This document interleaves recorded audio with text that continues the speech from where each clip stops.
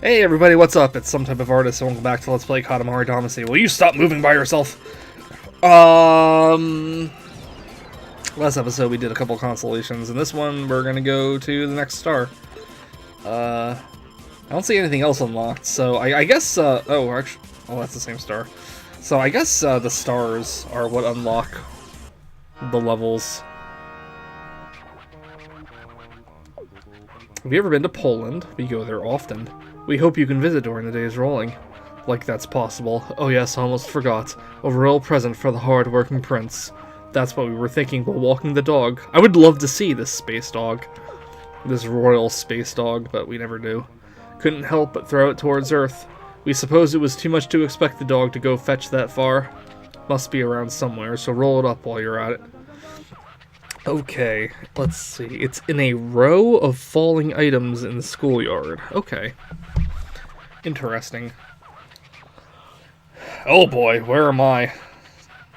I look like I'm in between two very sweaty people. Today you'll be rolling around the world. The Katamari should be, let's see, around a plump 6 meters. Oh, so we should be going into the second kind of town in this one. We can believe you for 10 Earth minutes in Earth time. But any longer than that, and even the King of all Cosmos can't be expected to wait. Yes, yes, okay. Ooh. I like this level's music a lot. It's another one of those, there's like no lyrics, but I actually do enjoy listening to it a lot better than that other one. So it's got like a nice little acoustic ring to it. I also love how there's like this row of bananas you follow in the first of it, and he's like, banana. It's also pretty good for like getting your size up fairly quickly. I love when a Katamari has like a bunch of the same object on it. It just looks like really cool. Like the flower level I was talking about in the last episode. Like the Katamari always looks really cool like that. But anyway, so I don't think we've been in the campfire area when we were this little before, but it is kind of interesting. Because, you know, we're in the woods now, but normally you're like too big to even notice it. After you collect all the bananas, it might be a good idea to go back into the park area here, since the park has more small things you can pick up. Oh, but I guess we're locked out of the park today. Oh well. Too many things around. I've never understood these, like, Japanese pompadours that school thugs have. This guy here, I don't even know how he's doing that. Yes, yes, I hear you. Jesus.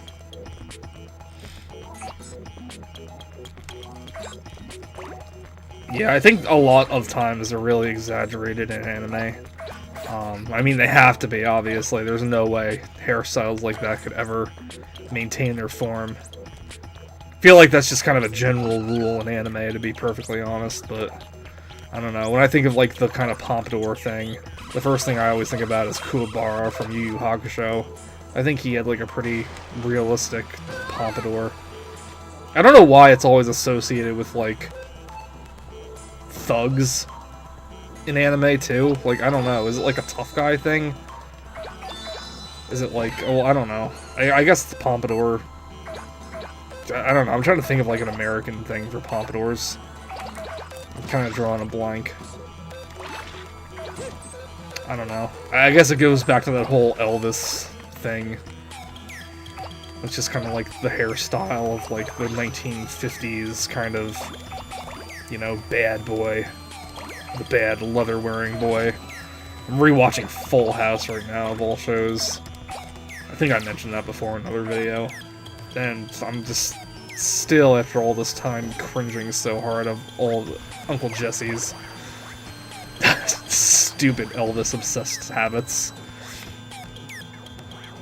I don't know, I was never really into Elvis at all. I never really got the appeal, but to be honest, most of my knowledge of Elvis and his music all comes from Full House.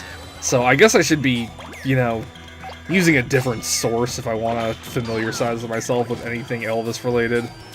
because hearing a bunch of really dumb impressions of Elvis and the dumb lip curl thing and catchphrases that I think are probably just overused for the sake of Full House overusing them probably doesn't represent Elvis as much as I think it does, but I mean, what can I say? When you kind of grew up on Full House, or I don't know, I wouldn't say as a kid. Well, you know what? Actually, for that matter, I'm honestly not sure when I actually first watched Full House, because I know a lot of my Full House memories comes from high school, because that's when it started showing on up at Nick at Night. And it was just, I think one of the reasons why I ended up really liking that show was because as cheesy and corny and stupid and cheesy and corny and really, really stupid as the show is, it is just kind of very pleasant to listen to.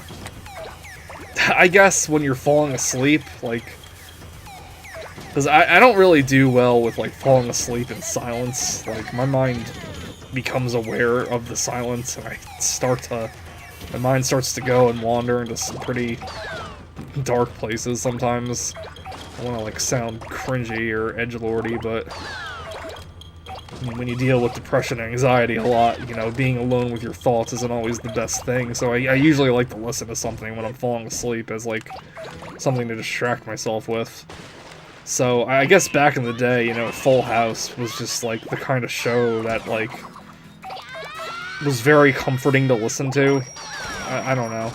It was a show I watched when I was, like, a little kid, too. I do remember that. I do remember, like, I got my glasses when I was in 4th grade, my very first set of glasses. And I remember, for some reason, I think it was because I got my eyes dilated or something, and I really couldn't see very well, but I do remember going home that afternoon, and I ended up watching Full House on TV, or trying to watch Full House on TV, because my eyes were so blurry from the dilation that I couldn't really make out the TV. But I remember that, so I at least going back to 4th grade, I had some kind of Full House memories. Or at least that's when I was, like, watching it back then. I never remembered really, like, watching it, like, as new episodes premiered or anything. You know, it's just, Full House really isn't, like, the kind of, oh, is this the row of presents? Yeah, so I guess there's gonna be a present falling, through here at some point. Looks like I'm still gonna have to be pretty big for it, though, and that just knocked me all the way over here.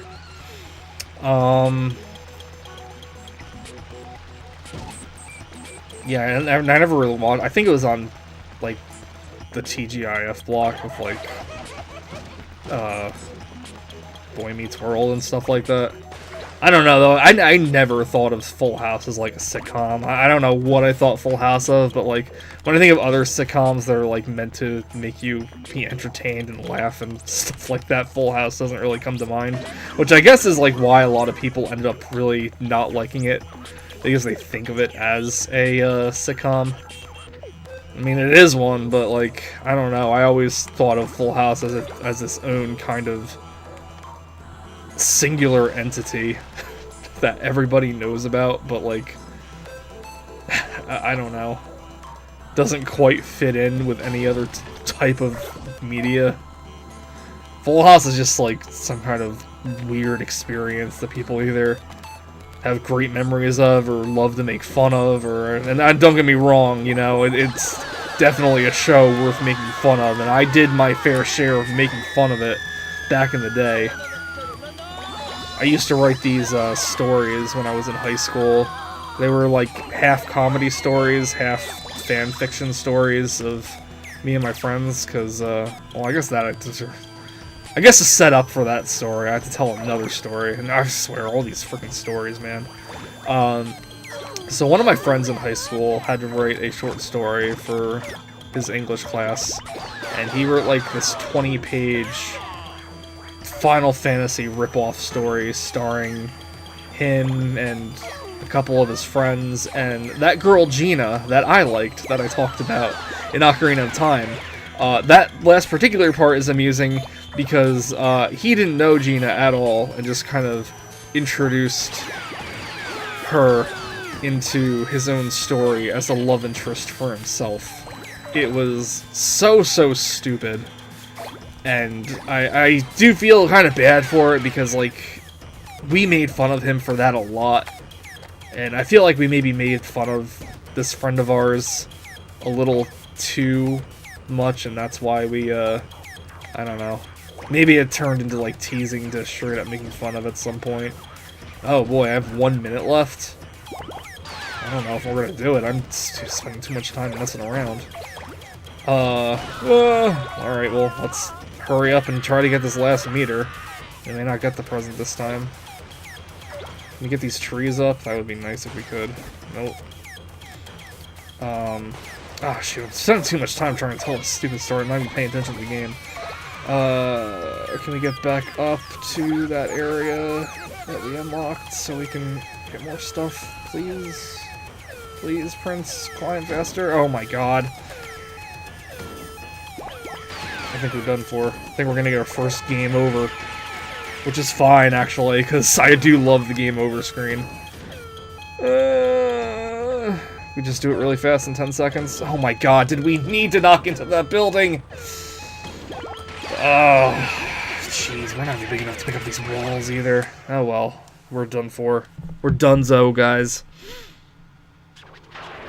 So this is what happens when you get a game over, and all future Katamari games kind of play this up, but it's like ultimate disappointment from your father.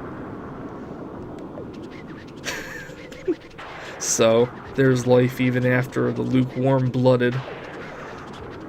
Not that we could strictly call that life. Don't come complaining if you catch a cold sitting in that tepid bath. Well, you'll get your Stardust today, but do a hotter job next time. Oh boy. Well, I guess we're doing this again, but well, I guess that gives better time to talk about that story, I guess. So yeah, I do kind of feel bad, and like we did like stop being friends for a few years, and we and him did, you know, make amends and, you know, apologize for how we acted and stuff like that. You know, we got closure from it. But that story, though, I'm sorry, that story was just still so god dang horrible. It really was. It was filled with so many cliches and everything. And, like, as bad as it sounds, some of my best memories of high school are thinking of us tearing that story apart. So I wrote a parody to this story, and that eventually just led to a bunch of other similar stories where it also starred, like, you know, me and my friends, and we went to, like, the different kinds of, like, anime and game world we were doing, and it was kind of, I guess it was sort of what the Angry Video Game Nerd did in his videos. Not that I've seen a whole lot by the Angry Video Game Nerd, but I feel like that's something he had done in his videos, so I don't know. I mean, if not him exactly, then any kind of YouTube skit where they just, like, interact with the game world somehow. I guess those are what those stories were, but anyway, I did a bunch of those in high school, and I can't remember why I started talking about it. It was, like, so long ago that I started talking about this dumb thing. I'm trying to remember now. What was it that started me on this little tangent? Okay, everybody, this is Some Type of Artist. As you probably already know, this is Some Type of Artist post-commentary. So, the rest of this video's commentary, I just really wasn't a huge fan of at all, so I just kind of decided to redo it. I spent, like, a good minute just going like, where did my tangent come from? How did I get started on this? Or just, like, talking about a bunch of other stuff, and, I don't know. Just got into, like, I don't know, depressing things that I only half went into, and it just sounded even more awkward on top of that. So, back from where, you know, the previous commentary was coming from, I was talking about that friend's story, because, that led into, like, my own stories that I was writing back in high school, and that all came from because I was talking about Full House.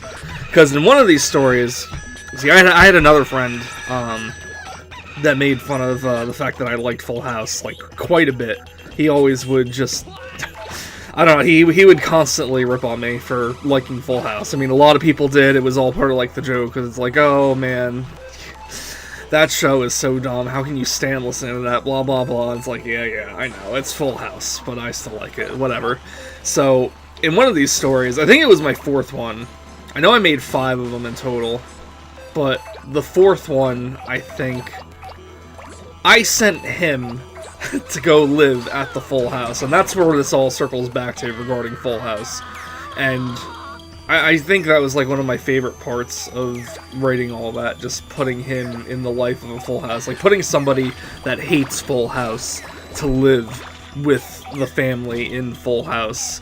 So it was also part of like this, I'm writing my own fanfiction script of Full House too. I don't know, it was like a great opportunity to just like make fun of Full House a lot too, because then, you know, my one friend that I sent there, you know, he wasn't like the G-rated character that everybody on Full House is, so he just was kind of, you know, acting like an ass and cursing and everything like that, and it's like funny trying to like think of how would the Full House cast members react to somebody that would like swear or something like that.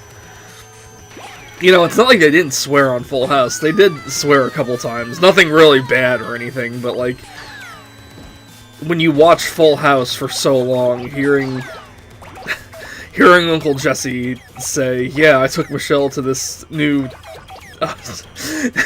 this new shop for, little kids' clothes called Hell's Little Angels. It's like, oh my god, Uncle Jesse, is that a swear you swore? So... I don't know.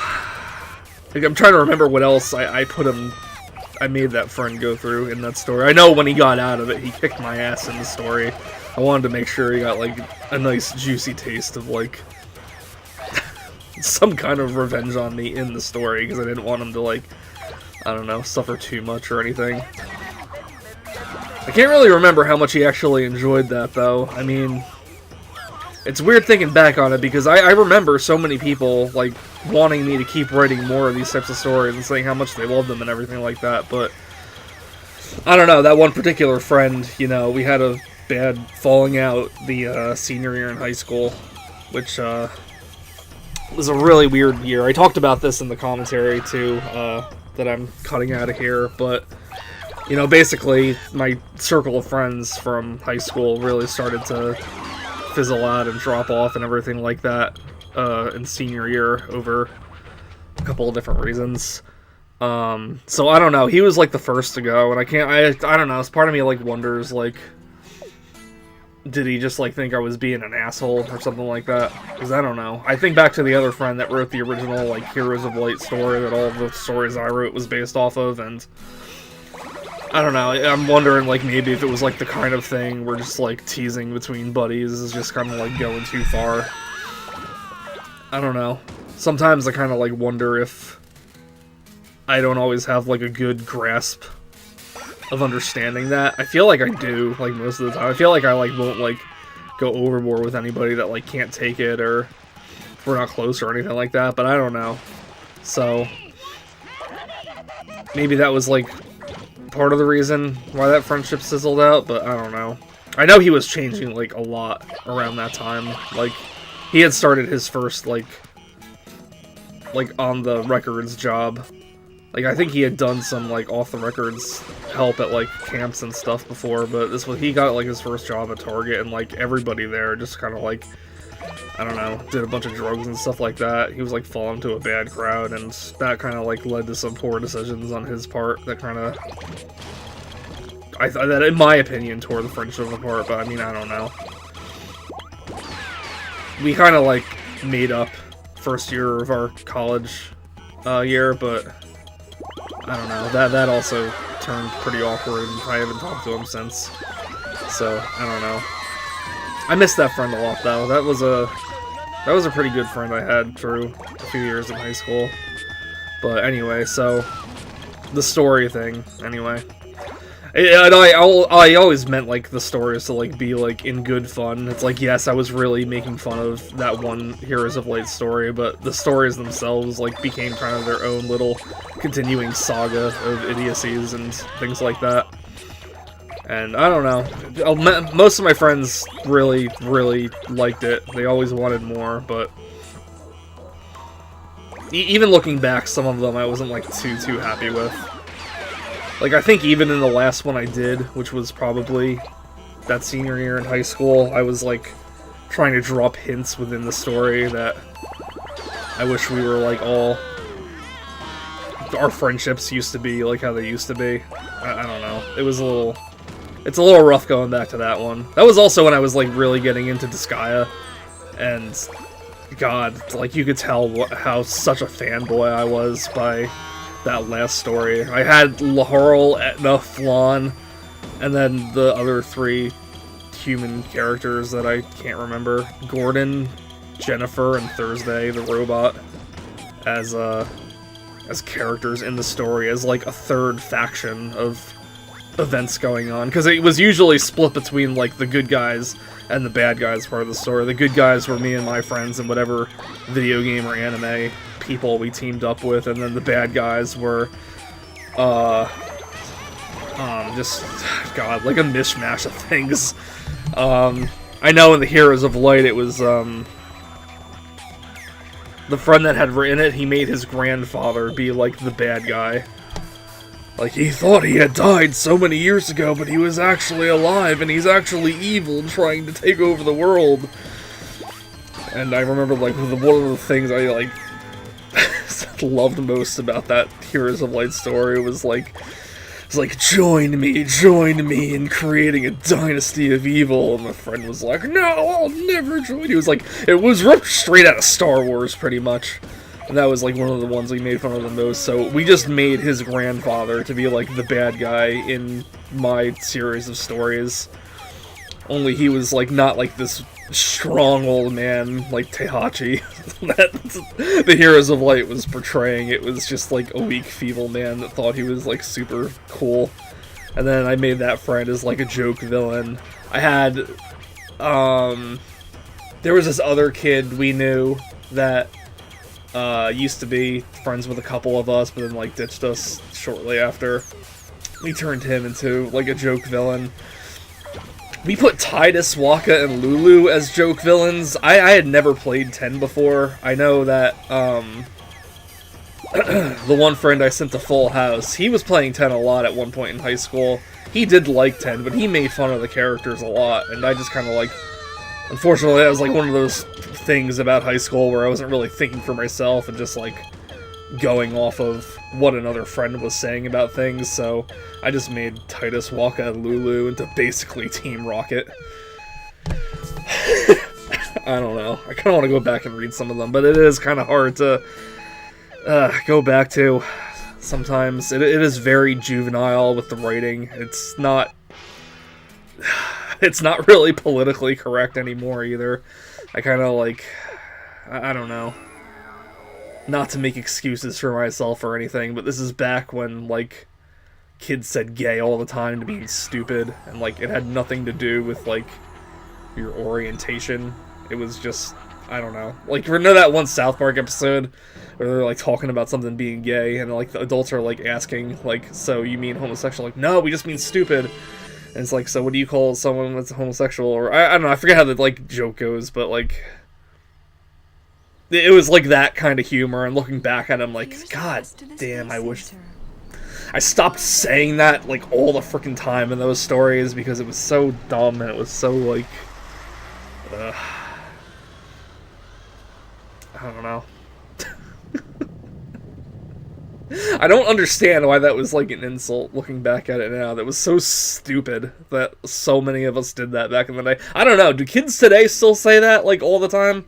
With all of, like, the social justice stuff I see online, I kind of, like, imagine in my head that high school is, like, a very different place, and, like, there's so many people willing to, like, tolerate others, but, like, realistically, there must be, like, so many assholes that still, like, bully people for that, right? I don't know. Well, anyway, so I guess that's the end of the episode here. So, thanks everybody for watching and listening to this stupid rant of mine again. This whole episode's been a giant mess, but I'll see y'all in the next one. Hopefully it's better than this monstrosity was, but I don't know. Maybe it'll be entertaining to somebody. Who knows? See you later.